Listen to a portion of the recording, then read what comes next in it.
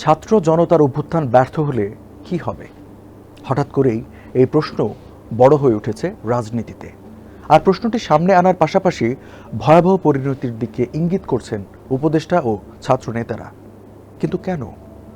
আইন, বিচার ও সংসদ বিষয়ক উপদেষ্টা ডক্টর আসিফ নজরুল ৩০ নভেম্বর জাতীয় বার্তা সংস্থা, বাংলাদেশ সংবাদ সংস্থা বাসস আয়োজিত অন্তর্বর্তীকালীন সরকারের ১০০ দিন পূর্তি উপলক্ষে জাতীয় প্রেস ক্লাবে বৈষম্য বিরোধী আন্দোলনে শহীদ ছাত্র জনতার প্রতি শ্রদ্ধা জ্ঞাপনের জন্য স্মৃতির মিনার গণ অভ্যুত্থান ২০২৪ শীর্ষক সেমিনারে কথা বলেন।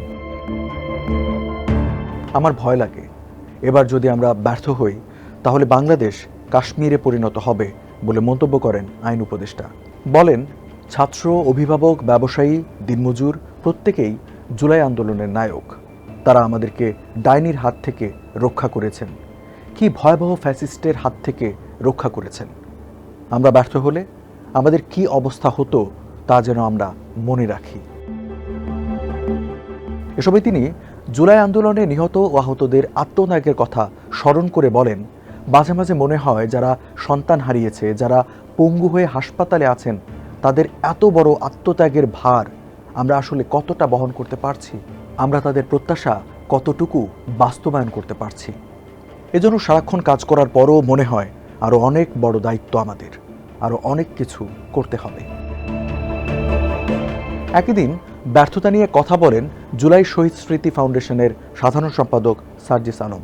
তিনি বলেন, আমাদের মাথায় সবসময় কাজ করে শহীদ পরিবার ও আহত যোদ্ধাদের কথা। খুনি হাসিনা এবং তার দোসররা সব দিক দিয়ে চেষ্টা করছে আমরা যেন সফল না হই। সার্জিস বলেন, কোনোভাবে যদি আমরা ব্যর্থ হই, কারো অস্তিত্ব খুনি হাসিনা রাখবে না।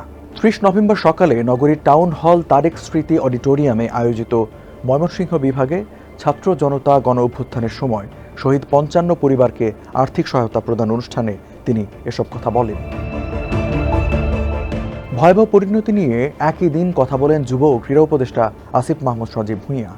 কুমিল্লার মুরাদনগরের দুর্গারাম সরকারি উচ্চ বিদ্যালয়ে অনুষ্ঠানে বক্তৃতাকালে তিনি বলেন, বাংলাদেশের রাজনৈতিক দলগুলো যদি শেখ হাসিনার মতো একই পরিণতি এড়াতে চায় তাহলে ভারতের নয়, জনগণের ইচ্ছাকে অগ্রাধিকার দেওয়া উচিত।